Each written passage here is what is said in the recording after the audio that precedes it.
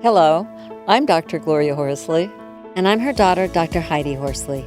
Heidi and I want to welcome you to Open to Hope Conversations, the podcast.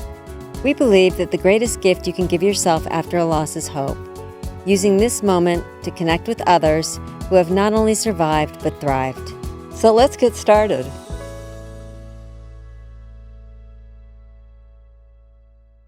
Welcome to the Open to Hope show. I'm Dr. Heidi Horsley, and I'm here today with my guest, Franklin Cook, and we're going to be talking about support after a death by substance use. Franklin is a personal grief coach. He co-directs Support After a Death by Overdose, SADOD, which provides peer support in Massachusetts for grief after an overdose death. He co-led the panel that developed national guidelines for community-based suicide grief support. He speaks and conducts workshops all over the country, and he is no stranger to grief because when he was in his 20s, his father died by suicide. Yes. Franklin and I have worked together a lot. He is a dear friend of mine, and he is doing really, really important work today. Yes. So welcome to the show, Franklin. Thank you so much, Heidi. Thanks for having me. It's just really a pleasure, to hang out with you for a minute. So tell us a little bit about your own personal loss and then how it brought you into this work that you're doing today. Sure. Well, my dad died by suicide in 1978. He was 49 years old and I was 24 years old. And the cause of death or the manner of death on his death certificate is suicide. But I also can say that he died, or must say that he died from substance use, because that contributed directly to his suicide. He struggled with his alcohol use his whole life. And in the end, he had a major depressive episode that certainly was contributed to, if not caused by his chronic alcohol use. And that's what killed him in the end, is depression, I guess you would say. So yeah, I was 24, and now that's a very long time ago. And it wasn't 20 years, it was 20 years after that before I went to a peer grief support group. I was having trouble myself, and I'd had a lot of trouble in those 20 years, but I was having trouble myself with depression and other problems. And I wound up going to a peer grief support group for suicide. And it really was, I don't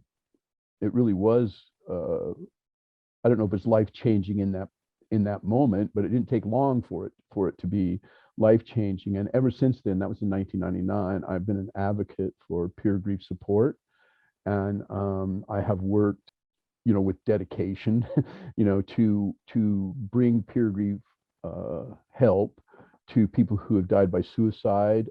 That was the first part. I worked exclusively on that for the longest time. But then about 4 years ago, I started working in death from substance use.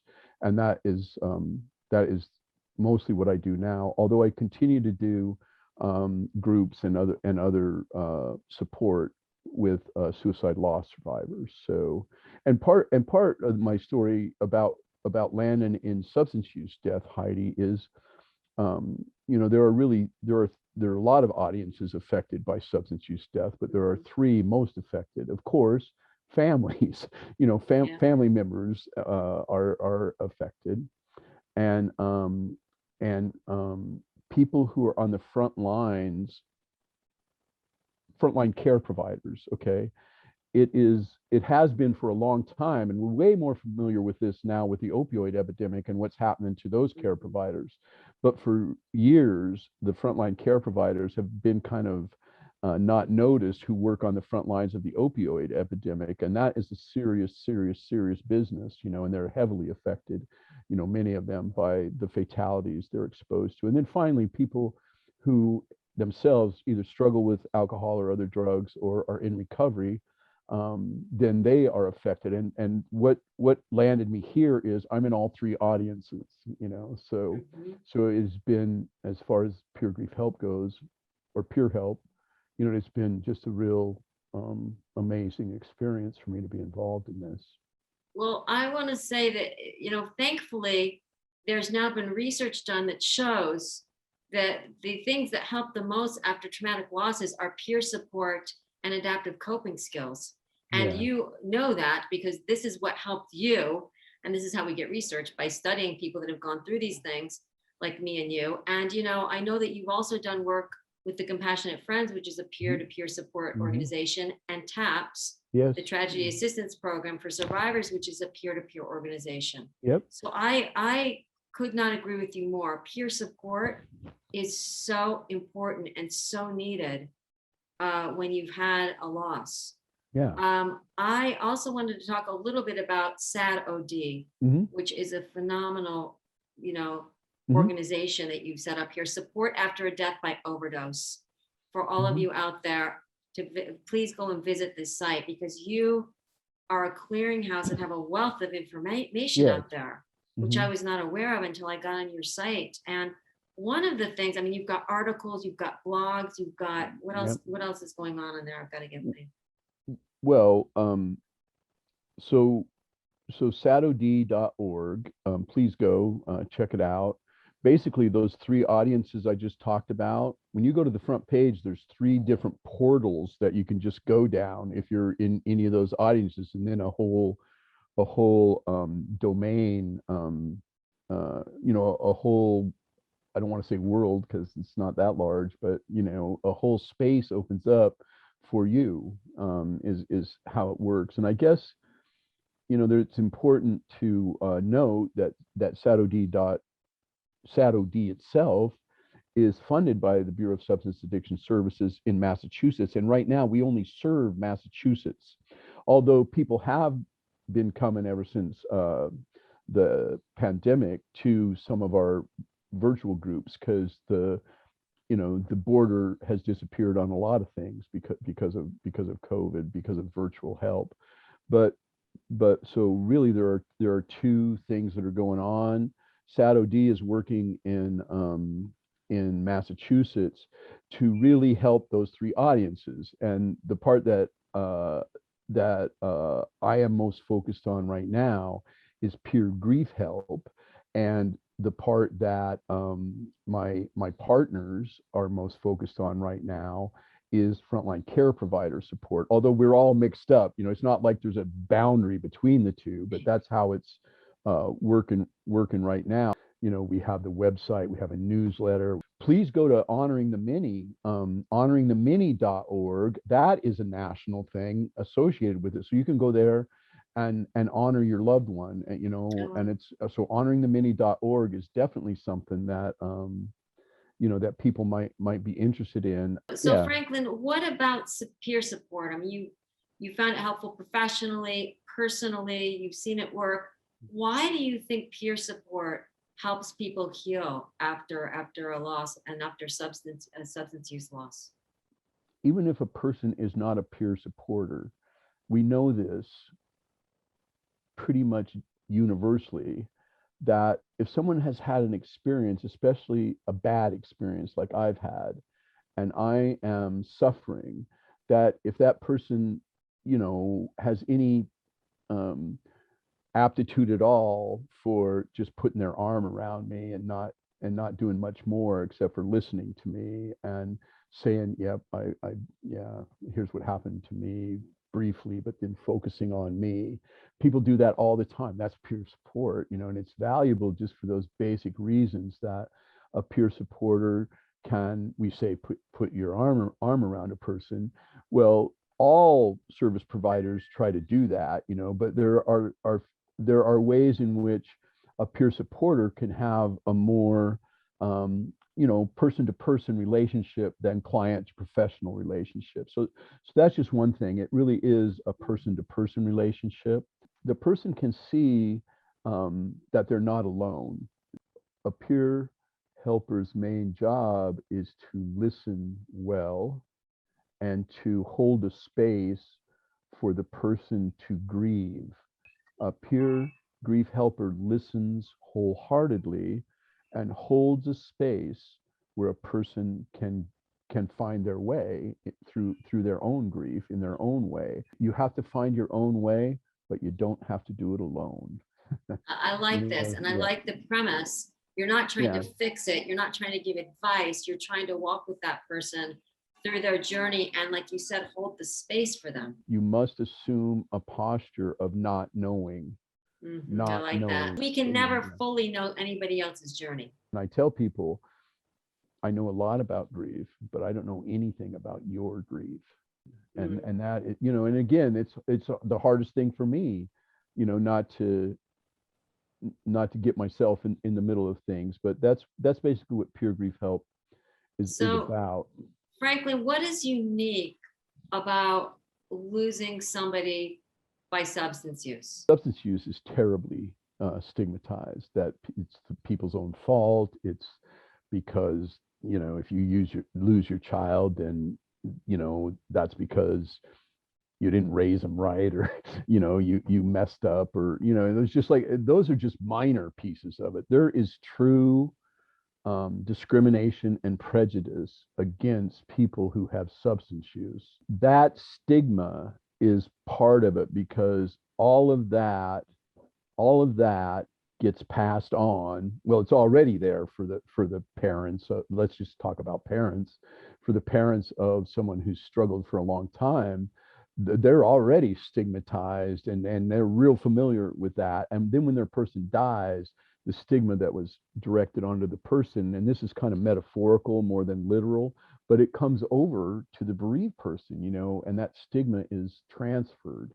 I don't want to speak about that too literally, because it happens in a lot of different ways to a lot of different extents. Stigma and its effects are one of the major issues. In addition, it has all the things that a sudden death has. These are sudden deaths, not always. So one thing to make clear, we say SADOD because overdose is the predominant thing we respond to. However, we really mean, just as the title of the podcast says, death from substance use. And so just like my dad, he died from suicide. People die from accidental overdose, from suicide, from homicide, from medical conditions, from other kinds of accidents. And the root cause, or one of the root causes, is substance use. So we're talking about all that. It's a sudden death, but not always. I wanted to say there's exceptions. Sometimes a medical condition, cirrhosis, for instance, you know, many medical conditions, sepsis, you know, can be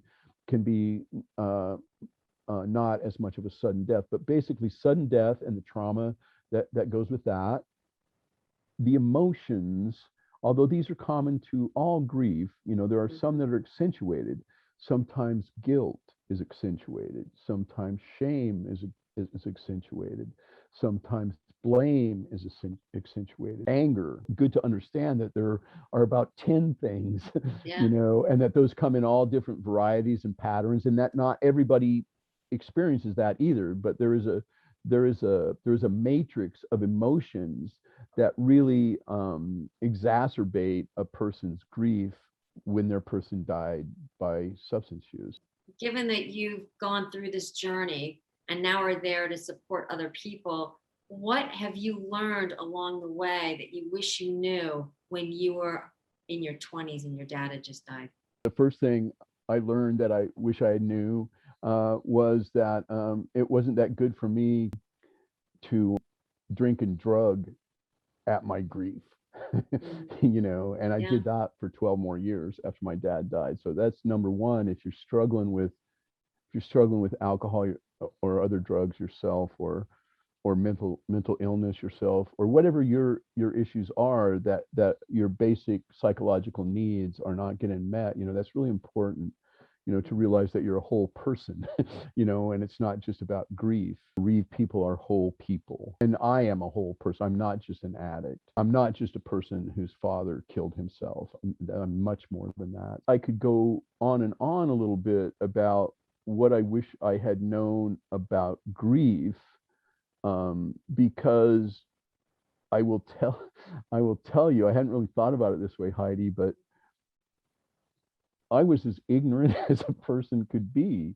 I was a college student, and, you know, I was a high functioning addict, as we say, although I don't mean that to be judgmental, that there's low functioning high, but I was just like, you know, I looked good on the outside. But I was college, I was almost college educated and, pretty cosmopolitan kind of guy. And I was ignorant about grief, and I was ignorant about, this is 1978, I was ignorant about depression. I think what I would say really is to people about grief is, you really have a right to grieve how you grieve, and you really need space for that. And sometimes you have to claim that for yourself. Sometimes you have to ask for it. But there's a whole bunch going on with you if you're a bereaved person that you don't have enough space for, and that you don't have enough permission for. And once I realized that I needed that, and could even recognize that what was happening to me was because of my grief and my trauma, and get that space. The work you are doing is so important, and you have definitely made your mess your mission, as they say. Yes, definitely. And are helping many, many people today. And I love that you're doing it through, the thing I love about peer support is we share our own stories of how we struggled so much and found hope. And what you're doing at SADOD is phenomenal and so needed right now. Yeah. If people want to find you and your organizations, and I know that you're a coach as well, you are a counselor, Yeah. etc. How do they find you, and how do they find your organization? Anybody, can contact me at franklin@sadod.org. Okay. And Very good, Franklin. You're phenomenal. Franklin is the most authentic person. I have worked with him personally and professionally. If you are someone that needs support, this is your guy. I am going to recommend him wholeheartedly. And he will take the journey. That's what I love with you. Because as you all know, we are the expert on our lives. And he is the expert on coaching and supporting. So together you all can find hope again. So thank you, Franklin, for what you're doing. I know that your dad is proud of his son. So, and I know that he's your guiding light. yes, So thank you for being on the show today. Yeah, thank you so much. And for all of you that are watching, if you want to see more shows like this, please go to opentohope.com. And Franklin and I want to remind you that if you've lost hope, please lean on ours until you found your own. Indeed. I'm Dr. Heidi Horsley. You have been listening to Open to Hope, the podcast. You can follow Open to Hope on Facebook, Instagram, and Twitter. To learn more, visit us at opentohope.com and go to Apple Podcasts to subscribe. I'm Dr. Gloria Horsley. Join us again next week for another Open to Hope conversation, where we invite you to lean on our hope until you find your own.